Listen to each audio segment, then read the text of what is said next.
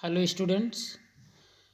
आज हम लोग ये तत्व, यौगिक व मिश्रण, ये तीन टॉपिक जो है वो अच्छे से कवर करेंगे। तो आइए देखते हैं एक एक करके। देखिए, तत्व, यौगिक व मिश्रण क्या है। तो सबसे पहले तो जैसे एक एक करके हम लोग ये समझ लेते हैं कि भौतिक संगठन ज़रा देखें। देखिए, भौतिक संगठन के अकॉर्डिंग इसको किस में डिवाइड किया गया, तो ठोस में, द्रव में, गैस में, प्लाज्मा में और बोस आइंस्टाइन कंडेंसेट में। ठीक। तो यानी आप कहेंगे कि द्रव्य की तीन अवस्थाएं तो मुख्य हैं, लेकिन 5 अवस्था आपको याद रखना है। मुख्य रूप से 3 ही हैं, लेकिन 5 अवस्थाएं होती हैं कुल।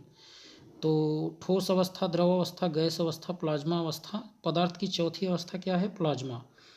और अगर पूछा जाए मानव निर्मित यानी कि आर्टिफिशियल स्टेट क्या है, तो बोस आइंस्टीन कण, जिसे आप कंडेंसेट भी कह देते हैं। और नेक्स्ट देखिए, एक रासायनिक संगठन के आधार पर अगर हम द्रव्य को डिवाइड करेंगे तो वो आपका 2 प्रकार का होता है। एक होता है ये शुद्ध पदार्थ होता है, और दूसरा होता है अशुद्ध पदार्थ। एक तो शुद्ध है और दूसरा अशुद्ध पदार्थ। अब शुद्ध पदार्थ जो है यह भी 2 प्रकार का है। एक तो तत्व और दूसरा क्या? यौगिक है।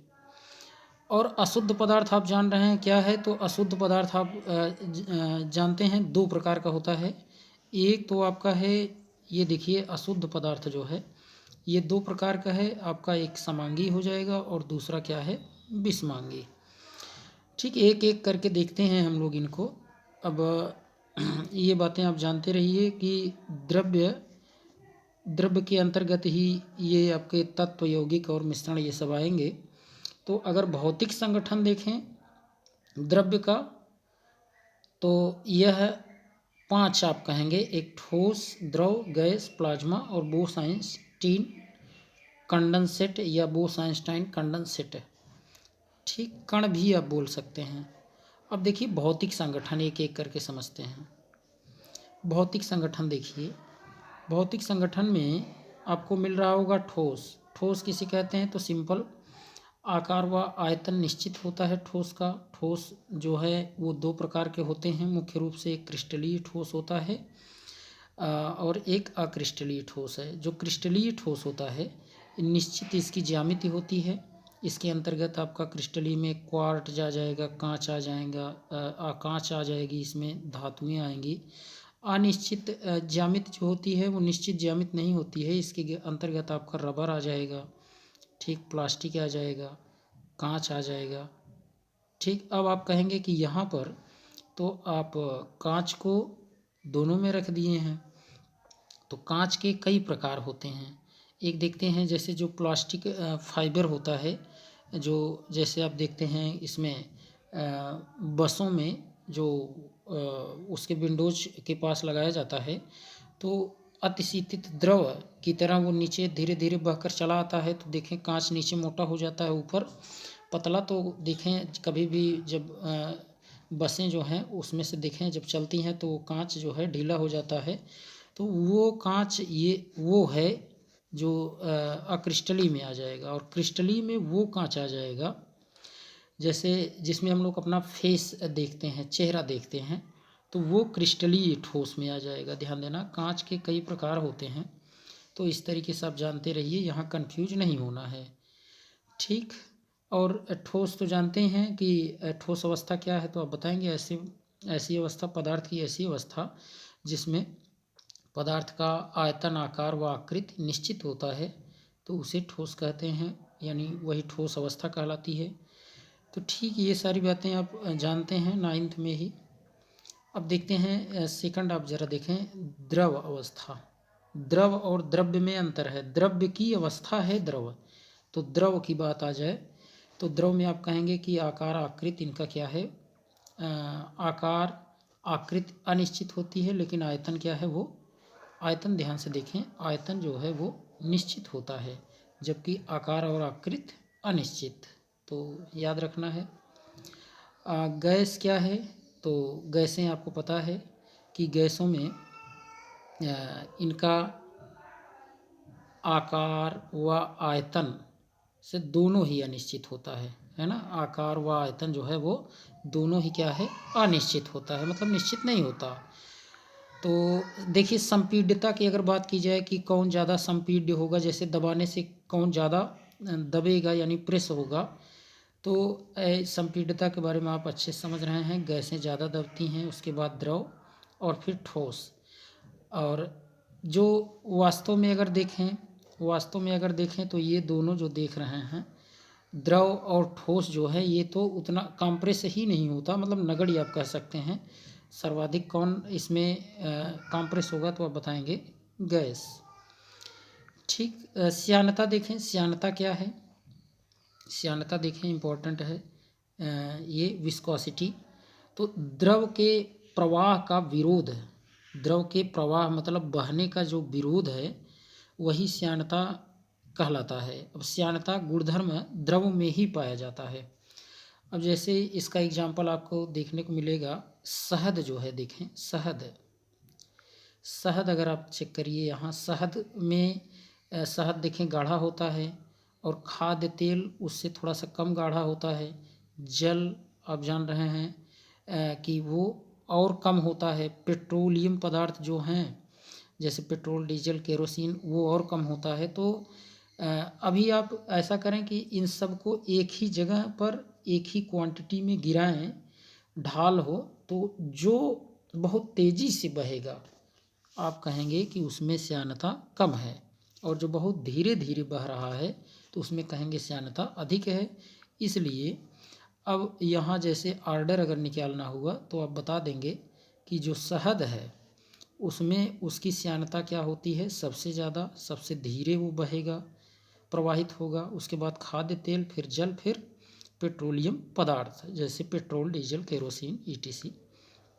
तो इस तरीके से यहाँ देखें इंडिकेट भी किया गया है कि सबसे ज़्यादा श्यानता जो है वो शहद का होता है, और सबसे जैसे जितना यहाँ ऑर्डर लिखा गया है इसमें सबसे कम किसका है, तो पेट्रोलियम पदार्थ का। अब देखिए अंतरा आणविक, यहाँ जरा देखें, अंतरा आणविक आकर्षण बल सबसे ज़्यादा किस में होता है, तो आप बताएंगे कि सबसे ज़्यादा ठोस में होगा, इसके बाद द्रव में और फिर गैस में। क्योंकि ठोस में अंतरा आणविक जो अवकाश है वो बहुत कम होता है, अणु पास होने से आकर्षण बल अधिक होता है। और देखिए अंतरा आणविक दूरी जो है वो सबसे ज़्यादा किस में होती है, दूरी की बात करें तो गैसों में आप जानते हैं सबसे ज़्यादा, ठोस में सबसे कम, और द्रव तो दोनों के मध्य में है। तो अंतरा आणविक दूरी जो है गैस में सबसे ज़्यादा, द्रव में उससे कम, सबसे कम ठोस में। प्लाज्मा स्टेट क्या है जरा देखें, पदार्थ की चौथी अवस्था, जरा इसको देखिए। प्लाज्मा स्टेट, तो यह पदार्थ की चौथी अवस्था है, आयनिक अवस्था भी इसे कहते हैं, और यह प्रकाश को दर्शाती है यानी चमक दर्शाती है, हमेशा विद्युत की यह सुचालक होती है। ठीक। अब जब कोई भी पदार्थ अगर आयनिक अवस्था में है तो जानते रहिए कि वह क्या होगा, पदार्थ का वह पदार्थ जो होगा वो सुचालक ही होगा। देखिए सूर्य, तारे, बल्ब, ट्यूबलाइट, टीवी की जो पिक्चर ट्यूब आदि की जो चमक है वो प्लाज्मा के कारण ही होती है। कभी पूछा जाए तो ये भी जानते रहिए, जो सूर्य चमक रहा है, तारे चमक रहे हैं, बल्ब जो जल रहा है, ट्यूबलाइट है, टीवी की जो पिक्चर है, यह पिक्चर ट्यूब आदि जो हैं ये चमक प्लाज्मा के कारण ही होती हैं। नेक्स्ट देखते हैं बोस आइंस्टाइन कंडेंसेट, जरा देखें इंपॉर्टेंट है। बोस आइंस्टाइन कंडेंसेट, तो यह पदार्थ की पांचवी अवस्था है। इसमें किसी गैस के घनत्व को 10⁵ यानी 1,00,000 गुना कम किया जाता है। घनत्व को कम किया जाता है कितना, 1,00,000 गुना, और उसके उपरांत ठंडा करने पर बोस आइंस्टाइन पार्टिकल, कण जो हैं वो प्राप्त होते हैं। तो ये बात भी जानते रहिए, इम्पोर्टेंट है। देखिए पदार्थ की जो रासायनिक संगठन है वो किस तरीके से होता है, इसके बारे में जरा से देखते हैं। देखिए पदार्थ के रासायनिक संगठन, शुद्ध पदार्थ, शुद्ध पदार्थ में आपका तत्व और यौगिक आ जाएगा। शुद्धतम पदार्थ जो है वो कौन सा है, तो आप बताएंगे वो शुद्धतम पदार्थ तत्व है। ठीक, तत्व यौगिक और तत्व में भी पूछा जाए तो सबसे शुद्धतम कौन है, तत्व बताएंगे, और लेकिन हैं दोनों शुद्ध है, ये भी जानते रहिए। अब तत्व किसे कहते हैं एक एक करके समझ लेते हैं, थोड़ा सा देखें। तत्व किसे कहते हैं, एलिमेंट्स क्या है, तो ऐसे शुद्ध पदार्थ जिन्हें भौतिक व रासायनिक क्रियाओं द्वारा छोटे पदार्थों में विभक्त नहीं किया जा सकता, तत्व कहलाते हैं। एक तो ये सिंपल हुआ, और आप दूसरी परिभाषा ये भी जानते रहिए कि यही मुख्य परिभाषा है, समान प्रकार के परमाणुओं से मिलकर तत्व बने होते हैं, ये भी जानते रहिए।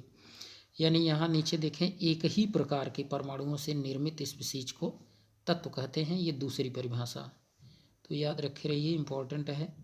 वर्तमान में पूछा जाए कि कुल कितने तत्व हैं, वर्तमान में खोजे गए कुल तत्व कितने हैं, तो आप बताएंगे 118 है। कितना है, तो आप बताएंगे 118 तत्व वर्तमान में हैं। अब 117वां तत्व जो है वो टिनेसाइन है, TS से लिखते हैं, और 118वां तत्व जो है वो ओगैनोसिन है, OG से लिखते हैं। अब तत्व जो आप देखेंगे तो तत्व मुख्य रूप से अगर यहाँ देखें, तत्व ये 3 प्रकार का होता है, एक धातु है, दूसरा अधातु है, और तीसरा उपधातु है। एक एक करके देख लेते हैं। पहले हम लोग इसमें, चलिए उपधातु पहले लिखा है, सब देखेंगे, उपधातु ही पहले देख लेते हैं।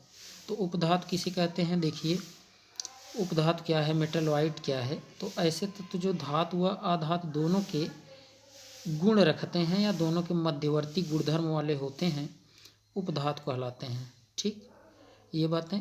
अब एग्जाम्पल के लिए अब जरा देखें, यहाँ पर इम्पोर्टेंट है, उपधातु कुल कितने हैं, तो यहाँ देखें आपको ये बोरान मिल रहा है। बोरान देखिए, जो बोरान भी आप जानते रहिए उपधातु में आता है। कहीं अगर विकल्प में दिया रहे बोरान और इन सब के अलावा कोई दिया रहे तो आपको बोरान टिक करना है। रेयर केस में बोरान भी माने जाते हैं, जानते रहिए। और सिलिकॉन है, जर्मेनियम है, आर्सेनिक है, स्टीबियम है, टेल्यूरियम है, और एस्टाटीन है। इसको भी आप एक ट्रिक से देखें जरा, यहाँ एक ट्रिक भी है, आपको मिल जा रही है ट्रिक, कि भोले शिवजी ऐसी सब में तेरी आत्मा। भोले मतलब यहाँ बोरान की बात हो रही है, किसकी बात हो रही है, यहाँ बोरान की बात हो रही है, और शिव से सिलिकॉन की बात हो रही है, और जी से यहाँ जर्मेनियम की बात हो रही है।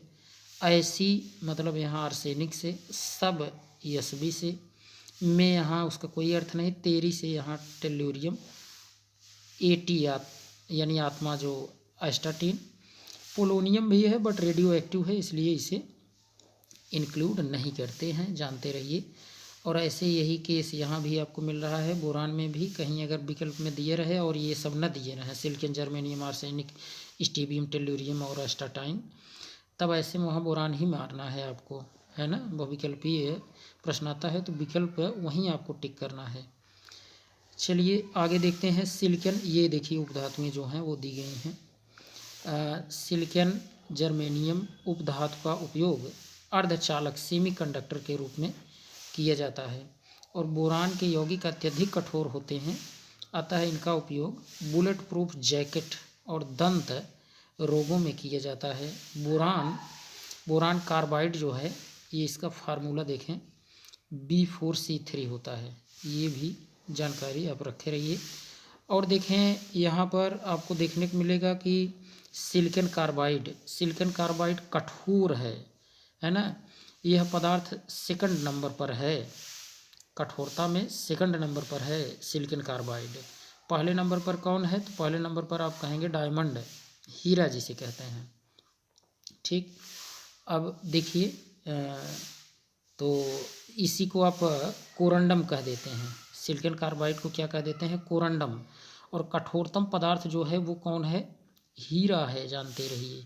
और सेकंड कौन है, सेकंड नंबर पर, तो सिलिकॉन कार्बाइड आप कहेंगे। फर्स्ट नंबर पर कौन है, डायमंड है। सेकंड नंबर पर कौन कठोरतम है, तो सिलिकॉन कार्बाइड आप कहेंगे। अब आगे देखिए जरा,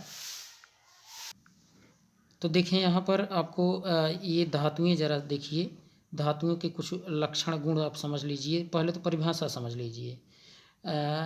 एक या एक से अधिक इलेक्ट्रॉन त्याग करके धनायन बनाने वाले तत्व को ही धातु कहते हैं।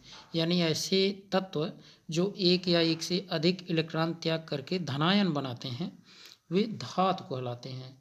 अब धातुओं में आप जान रहे हैं एस ब्लॉक में हाइड्रोजन को छोड़कर सभी क्षारीय धातुएं, क्षारीय मृदा धातुएं, और डी ब्लॉक में जितने हैं सब के सब धातु ही हैं। आप पी ब्लॉक में तो सभी हैं, धातु, अधातु, उपधातु, अक्रिय गैसें सब उसमें होते हैं। तो इस तरीके से आप जानते रहिए। अब देखिए ज़रा सा यहाँ धातुओं के कुछ आप गुण देख लीजिए। धातु जो होते हैं वो आघातवर्धनीय होते हैं। धातुओं में तन्यता का गुण पाया जाता है, वायर खींच सकते हैं। आघातवर्धनीय मतलब उसको गर्म करके आप पीट सकते हैं, फैल जाएगा। और धातुओं में धात्विक चमक होती है। और एक सोनोरस, ये ज़रा देखिए, मतलब उसमें अगर आप धातुओं को आपस में टकराएंगे तो एक बहुत कड़क आवाज़ निकलती है, तो उसी गुण को आप सोनोरस कह देते हैं। क्रिस्टलीय ज्यामिति होती है, उसके क्रिस्टल बनते हैं, और धातुएं जितनी भी हैं सब विद्युत की सुचालक होती हैं। अब आपसे पूछा जाएगा सबसे हल्की धातु कौन सी है। तो सबसे हल्की धातु अगर पूछा जाए, देखें यहाँ सबसे हल्की धातु, तो आप बताएंगे सबसे हल्की धातु लिथियम है। अब इसको कहाँ रखते हैं, तो मोम में लपेट कर इसे रखते हैं, और अत्यंत क्रियाशील धातु है ये लिथियम। ठीक, जानते रहिए। इलेक्ट्रोकेमिकल सीरीज में सबसे ऊपर है अत्यंत क्रियाशील, तो इसलिए इसे मोम, है ना, मोम में लपेट कर रखा जाता है। आगे देखिए, सर्वाधिक ऋणात्मक मानक अपचयन विभव किसका होगा। तो सर्वाधिक ऋणात्मक मानक अपचयन विभव लिथियम का होता है। इसका उपयोग लिथियम बैटरी बनाने में किया जाता है। लिथियम और मैग्नीशियम नाइट्रोजन से अभिक्रिया करके लिथियम नाइट्राइड और मैग्नीशियम नाइट्राइड बनाते हैं। इसके अलावा एस ब्लॉक में वही हाइड्रोजन और क्रिया करता है, और कोई क्रिया नहीं करते नाइट्रोजन से। ठीक है, लिथियम मैग्नीशियम के अलावा सोडियम व पोटेशियम जरा देखें, इसके बारे में जरा समझिए, ये सोडियम और पोटेशियम के बारे में। तो इन दोनों को चाकू से आसानी से काटा जा सकता है। वायु तथा नमी की प्रेजेंस में, मतलब उपस्थिति में, ये धातुएं तीव्रता से क्रिया करके हाइड्रोजन गैस उत्पन्न करते हैं। इसी को आप फायर गैस भी कहते हैं। अतः इन्हें कैरोसिन में डुबो कर रखते हैं। किसको, सोडियम और पोटेशियम को। सोडियम समस्थानिक देखें, सोडियम एक होता है 11 सोडियम 23 और 11 सोडियम 24। तो 24 वाले का सोडियम समस्थानिक 24 का उपयोग जो है वो कहाँ करेंगे। तो देखिए यहाँ इसका उपयोग हम लोग कहाँ करते हैं। सोडियम समस्थानिक 24 का उपयोग रक्त परिसंचरण तंत्र में उसको ज्ञात करने हेतु किया जाता है ना। जैसे आप ब्लड सर्कुलेशन देखते हैं तो इसका उपयोग वहाँ किया जाता है। सोडियम का उपयोग देखिए, सोडियम का उपयोग कास्टिक सोडा तथा पोटेशियम का उपयोग मृदु साबुन बनाने में किया जाता है। कास्टिक सोडा और कपड़ा धोने वाला साबुन बनाने में, ठीक, इसका उपयोग, और पोटेशियम का उपयोग मृदु साबुन बनाने में इसका उपयोग करते हैं। सोडियम पोटेशियम पंप का उपयोग जीव जंतुओं में भोजन व खनिजों के परिवहन हेतु किया जाता है। ठीक, इसे भी जानते रहिए। जीव जंतुओं में सोडियम पोटेशियम ये आप जान रहे हैं, उसके सोडियम पोटेशियम पंप का उपयोग जीव जंतुओं में भोजन व खनिजों के परिवहन में, मतलब एक स्थान दूसरे स्थान जाने में किया जाता है। अब देखिए सोडियम सीजियम, सॉरी, यहाँ जरा देखें, यहाँ सीजियम में जरा देखिए, न्यूनतम आयनन विभव अगर पूछा जाए तो ये आप किसका बताएंगे, सीजियम का होता है। और सर्वाधिक परमाणु आकार अगर पूछा जाए तो आप फ्रांसियम बताएंगे। बट ये भी जानते रहिए कि ये क्या है, रेडियो एक्टिव है। ठीक, रेडियो एक्टिव, सर्वाधिक परमाणु आकार। सीजियम का उपयोग जो है ये फोटो वोल्टिक सेल यानी सोलर प्लेटों में प्रकाश ऊर्जा को विद्युत ऊर्जा में बदलने हेतु किया जाता है। किसका उपयोग, सीजियम का। मैग्नीशियम के बारे में थोड़ा सा समझें। मैग्नीशियम तो देखिए, एट एंटाएसिड, जिसे आप बनाने में कहते हैं, तो इस मैग्नीशियम का उपयोग मिल्क ऑफ मैग्नीशिया बनाने में करते हैं। हरे पौधों में देखिए जो क्लोरोफिल है उसमें प्रेजेंट होता है, ये पाया जाता है। और धातु हीमोग्लोबिन में कौन पाया जाता है, तो आप बताएंगे धातु हीमोग्लोबिन में। यहाँ जरा देखें, ध्यान दें, हीमोग्लोबिन में कौन पाया जाएगा, तो आपको बताना है वहाँ आयरन पाया जाता है। कौन? आयरन। आयरन वो भी किस फॉर्म में पाया जाता है, इसे भी ज़रा समझिए। देखिए आयरन जो है वो Fe2+ फॉर्म में पाया जाता है, Fe2+ फॉर्म में पाया जाता है। Fe का 3+ भी होता है, लेकिन वो नहीं, आपको बताना है Fe2+ के फॉर्म में होता है। आगे देखिए विटामिन B12 में, ये भी प्रश्न पूछ लिया जाता है, विटामिन B12 में प्रेजेंट धातु कौन सा है, तो वहाँ आप बताएंगे कि विटामिन B12 में कोबाल्ट होता है। ठीक। अब देखिए कैल्शियम हड्डियों में पाया जाने वाला मुख्य तत्व कौन है, तो आप बताएंगे कैल्शियम फास्फेट। यहाँ फार्मूला जो है इसका गलत है, ये सही नहीं है। देखिए तो आप ये लिखेंगे Ca3PO4 का होल ट्वाइस। ठीक, ये होता है कैल्शियम फास्फेट जो है, ये इसका फार्मूला Ca3PO4 का होल ट्वाइस है। तो ये जानते रहिए। अब आगे देखें ज्वाला परीक्षण।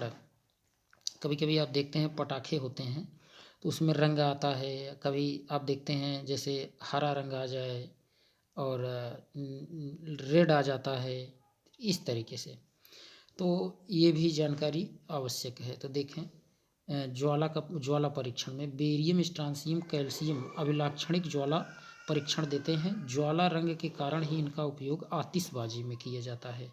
आतिशबाजी मतलब वही जो आप पटाखे और तमाम सब देखते हैं, उसमें रंग बिरंगे फुलझड़ियाँ, तो उसका कारण क्या है, कौन हरा रंग देगा, तो याद रखे रहिए हरा रंग के लिए कौन उत्तरदायी है, बेरियम। आप चेक करिए, सेब जैसा हरा रंग। ठीक। अब आप चेक करिए यहाँ स्ट्रांसियम, तो स्ट्रांसियम के लिए आप बताएंगे कि यह रक्त जैसा लाल लाल रंग के लिए कौन जिम्मेदार है, स्ट्रांसियम। देखिए स्ट्रांसियम में आर लिखा है, यस आर, आर से रेड, आप ऐसे भी याद रखें। अगला देखें कैल्शियम। कैल्शियम जो है इसका आप जरा रंग देखें, ईंट जैसा लाल है ना, ब्रिक कलर जिसे आप कहते हैं, तो इसके लिए कैल्शियम जिम्मेदार है, ध्यान देना। तो इस तरीके से ये जानकारी रखिए। आगे देखते हैं, अब कुछ फैक्ट्स देख लेते हैं। सबसे अच्छी चालक धातु क्या है, देखिए यहाँ कुछ फैक्ट देखते हैं। सबसे अच्छी चालक धातु क्या है, तो आप बताएंगे चांदी। चालकता का क्रम सबसे ज़्यादा किस में होता है, तो आप यहाँ बताएंगे सबसे अच्छे से, यानी सबसे तेज़ी से करंट किस में चलता है, चांदी में, फिर कॉपर में, फिर सोना आरम गोल्ड में, फिर एल्युमिनियम में, ये क्रम है। ठीक। इसके बाद देखें नेक्स्ट, यहाँ देखें कुचालक धातुएं क्या है। एक ऐसी एक कुचालक धातु है लेड, सीसा जिसे कहते हैं, इसमें से करंट का आवागमन नहीं होता, जबकि धातु है, ध्यान देना, ये भी जानते रहें। और आगे देखें कमरे के ताप पर द्रव धातु क्या है, तो सभी को पता है कमरे के ताप पर पारा जो है ये मरकरी द्रव धातु है। अमलगम किसे कहते हैं, देखें अमलगम।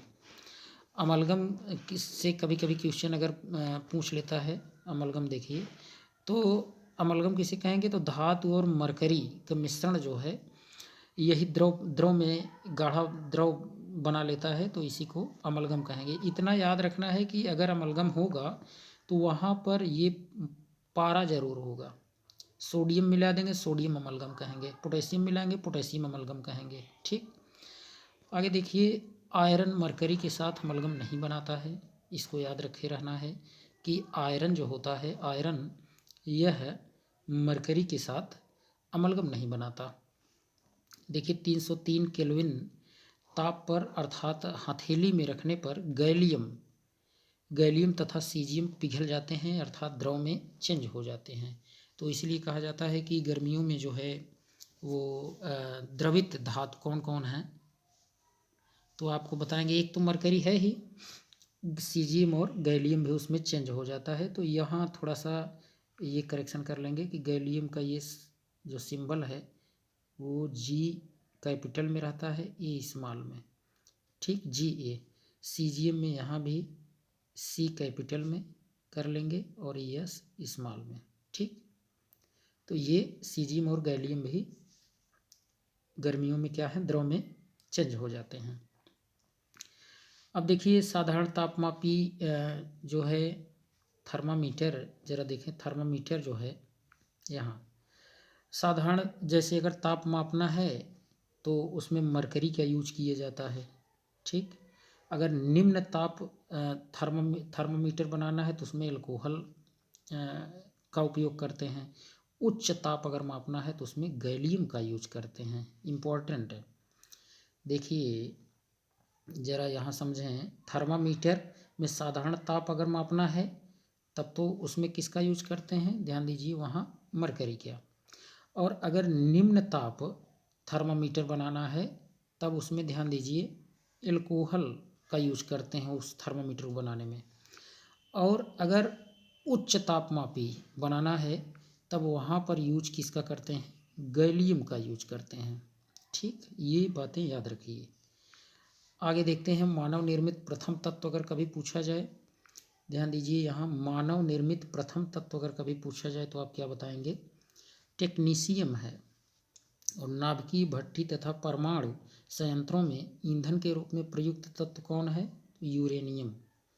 सर्वाधिक ऑक्सीकरण संख्या ऑस्मियम का और रुदेनियम का कितना होता है, तो याद रखे रहिए ऑस्मियम और रुदेनियम का ऑक्सीकरण संख्या सर्वाधिक +8 होता है, +8 सर्वाधिक, ठीक। ये भी जानते रहिए। आगे देखें मोस्ट ये इलेक्ट्रोनिगेटिविटी किसकी होती है, मतलब यहाँ ये कहने का हुआ कि सर्वाधिक इलेक्ट्रोनिगेटिविटी विद्युत ऋणात्मकता किसकी होती है, तो आप किसको बताएंगे, आप बताएंगे फ्लोरीन की होती है। सर्वाधिक इलेक्ट्रॉन गेन इंथैल्पी किसकी है, तो क्लोरीन की।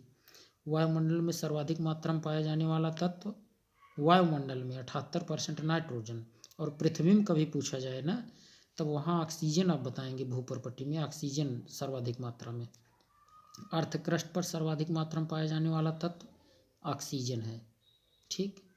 ये जानते रहिए। और इसके बाद जैसे दूसरे नंबर पर कौन है, सिलिकॉन है, उपधातु है। लेकिन यह कभी पूछा जाए सर्वाधिक मात्रा में पाया जाने वाला धातु कौन है, तब एल्युमिनियम बताएंगे। अगर कभी पूछा जाए सर्वाधिक मात्रा में पाया जाने वाला तत्व कौन है, तब ऑक्सीजन। कहा जाए सर्वाधिक मात्रा में पाया जाने वाला उपधातु कौन है, तब सिलिकॉन कहेंगे, ठीक। ये सब अंतर आप समझे रहिए। आगे देखें,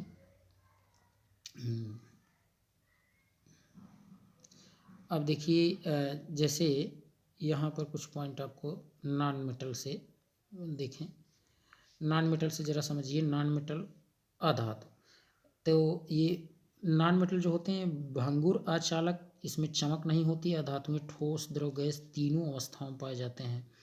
जैसे अगर आपसे कभी पूछा जाए कि अधातु कोई ऐसा बताइए, कोई ऐसा अधातु बताइए जो ठोस अवस्था में होता हो, तो ठोस अवस्था में पाया जाने वाला तो आपको पता ही होगा क्या है।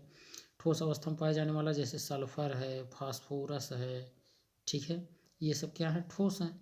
अब अगर आपसे पूछ लिए जाए यहीं कि द्रव अवस्था में पाया जाने वाला, तो द्रव अवस्था में जानते ही हैं ब्रोमीन है, ठीक। गैस अवस्था में पूछा जाएगा तो सिंपल आप जानते हैं इतना कि ऑक्सीजन है, नाइट्रोजन है, ये सब क्या हैं, गैस अवस्था में पाए जाते हैं, ठीक। चलिए आगे देखते हैं। एकमात्र अधातु जो द्रव अवस्था में पाया जाता है वो क्या है, तो आप बताएंगे वो ब्रोमीन है। अधातु जो चमक दर्शाती हैं उसमें आपका ठोस आयोडीन आएगा, डायमंड और ग्रेफाइट। अधातु जो विद्युत चालकता दर्शाती हैं तो वो केवल यही ग्रेफाइट है जो कार्बन का अपर रूप है। यह क्या है, कार्बन का अपर रूप। ऐसी अधातु जो जल के शुद्धिकरण में प्रयुक्त होती है अधातु, तो उसे आप बताएंगे वो कौन है, क्लोरीन है ना। क्लोरीन का उपयोग जल को शुद्ध करने में किया जाता है। ऐसी अधातु अगर पूछा जाए कि जो फर्टिलाइज़र में उपयोगी होती है, मतलब उर्वरक में, खाद उद बनाने में, तब वहाँ बताएंगे नाइट्रोजन यूरिया बनाने में, फास्फोरस डीएपी बनाने में। ठीक, ऐसी अधातु तत्व जो आतिशबाजी या पटाखों में प्रयुक्त होती है।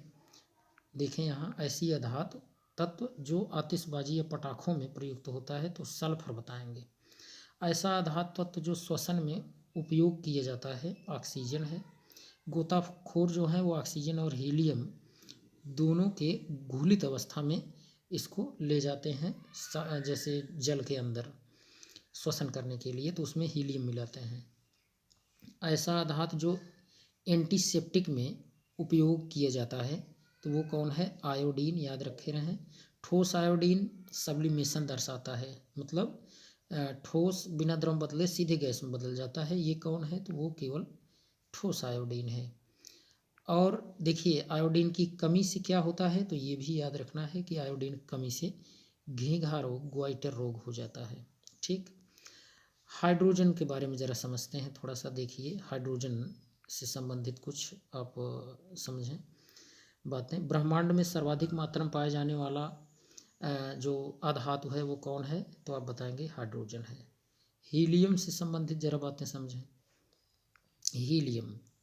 हीलियम ये मौसम परीक्षण, गुब्बारों में, वायुयानों में, अस्थमा रोगी के श्वसन में, समुद्री गोताखोर श्वसन में हीलियम ऑक्सीजन या हीलियम ऑक्सीजन नाइट्रोजन, चिकित्सा क्षेत्र में MRI में हीलियम का उपयोग किया जाता है। बहुत इंपॉर्टेंट, जानते रहिए।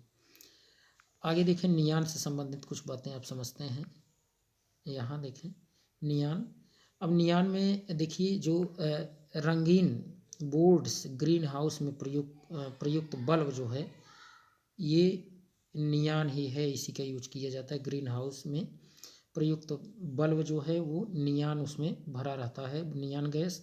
और रंगीन संकेतक बोर्ड जो होते हैं उसमें भी नियान फिल होता है, फिल किया जाता है। देखें आगे। अब इसके बाद देखने को मिलेगा आर्गन। आर्गन जो है वो आर्क बिल्डिंग में, विद्युत बल्ब में ये आर्गन का उपयोग किया जाता है। ठीक, कुछ नोटेड पॉइंट देख लीजिए। इसके बाद फिर अब अगले हम लोग वीडियो में और सारी बातें देखेंगे। देखिए जैसे हीलियम हुआ, नियान हुआ, आर्गन हुआ, क्रिप्टन हुआ, जेनान हुआ, ये प्रकृति में सबसे कम मात्रा में पाए जाते हैं, अतः इन्हें रेयर एलिमेंट्स कहा जाता है। एक क्वेश्चन ज़रा यहाँ देखें। एक क्वेश्चन है कि निम्न में से सबसे कम मात्रा में पाई जाने वाली गैस कौन सी है? तो याद रखे रहना है वो कौन है? ऑक्सीजन, क्लोरीन, आर्गन और कार्बन डाइऑक्साइड में आप बताएंगे आर्गन है। ठीक, अब धातुओं की रासायनिक अभिक्रिया जो है इसको हम लोग देखेंगे नेक्स्ट वीडियो में। इस तरीके से और भी वीडियो पाने के लिए यदि आप चैनल पर नए हैं तो चैनल को सब्सक्राइब करिए और साथ ही साथ अपने मित्रों को भी शेयर करिए। तो आज के लिए इतना ही। थैंक्स।